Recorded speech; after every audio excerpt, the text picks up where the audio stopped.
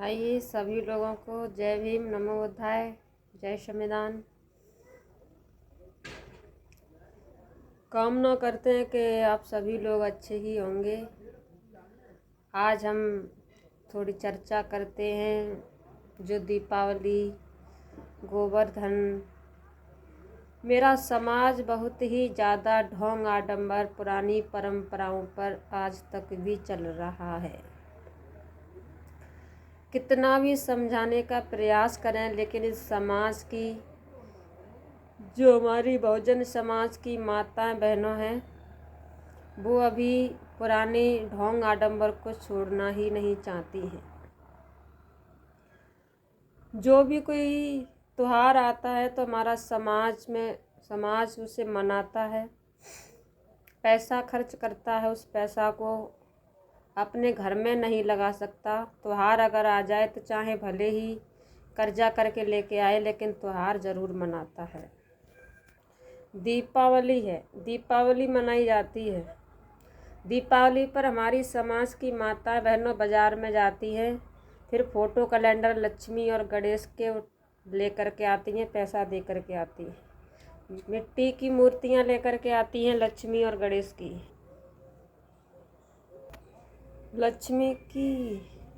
लक्ष्मी की पूजा करके पैसा दे करके बाज़ार से मिट्टी की मूर्तियां खरीद करके कहती है कि हमारे घर में दीपावली वाले दिन लक्ष्मी आएगी।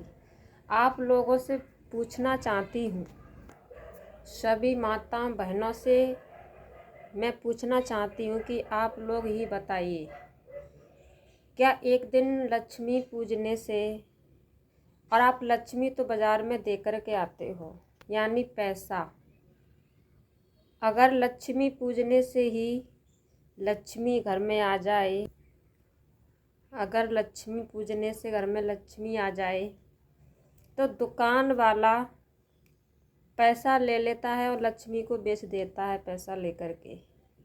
अब आप लोग ही सोचिए कि लक्ष्मी पूजने से अगर घर में धन माल आ जाए, पैसा वाले हो जाएं, तो दुकान वाला उस लक्ष्मी को बेच करके आपको कैसे दे सकता है?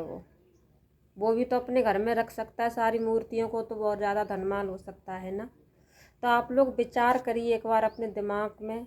जो असली धन है उसे तो आप बाज़ार में दे आते हो, और जो मिट्टी है, मिट्टी को आप पैसों से लेकर के अपने घर पर ला के दिवाली वाले दिन पूजा करते हो।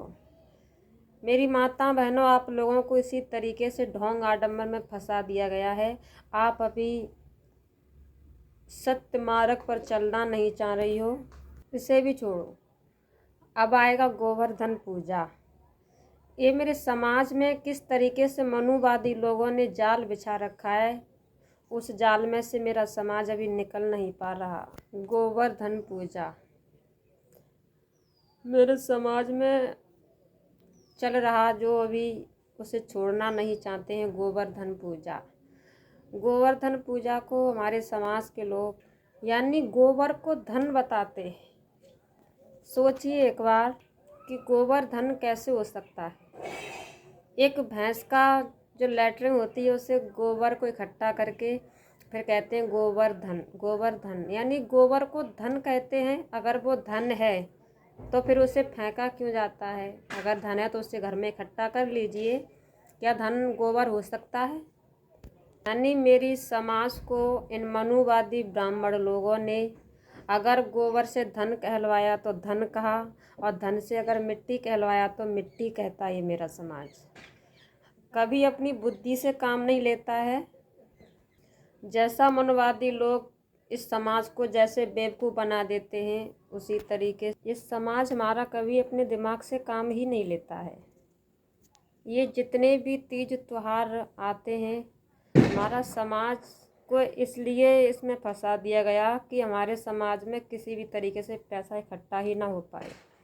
पैसा वाला तो चलो कर भी लेता है, लेकिन जो गरीब इंसान है वो भी पैसा वाला ना हो पाए। अगर ये तीज त्योहार ना पड़े तो कोई नहीं मनाएगा, तो गरीब इंसान भी थोड़ा ऊंचाई की ओर चला जाएगा।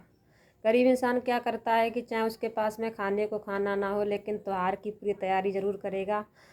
तैयारी करेगा, चाहे भले ही कर्जा कर लेगा त्योहार पर, लेकिन करेगा ज़रूर। अपने बच्चों को पढ़ा नहीं सकते गरीब इंसान, लेकिन त्योहार को ज़रूर मनाते हैं। अब गोवर्धन मनाया जाएगा। अब गोबर को यानी गंदगी को, कीचड़ को यानी धन बता दिया गया।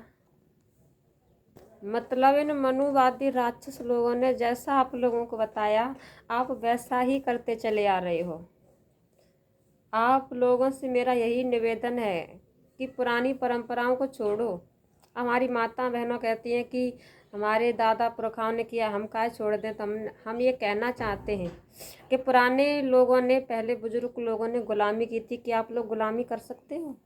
तो पुरानी परंपराओं को छोड़ करके कोई नया रास्ता अपनाइए, जो बाबा साहब तथागत बुद्ध ने आप लोगों को दिया है। मनुवादी लोगों ने आपको गोबर को धन बता दिया। एक दिन गोबर को पूज दोगे, उसके बाद में उसे फेंक दोगे। उससे क्या होता है कि गोबर को धन हम कैसे कह सकते हैं? आप भी एक बार दिमाग लगाइएगा, सोचिए, एक बार विचार करिए कि मनुवादी लोग आप लोगों को कैसे बेवकूफ़ बनाते हैं। अगर गोबर धन है तो जितने लोगों के घर में धन, जो भैंस पोए रहते हैं, तो इनका गोबर इकट्ठा करके अपने अपने कमरों में भी तो भर सकते हो। अगर धन ही है तो फिर क्यों फेंकने जाते हो? इस वीडियो में इतना ही बोलना चाहूँगी। अगली वीडियो में मैं आप लोगों को और जानकारियाँ बताऊँगी। सभी लोगों को जय भीम, नमो बुद्धाय, जय संविधान।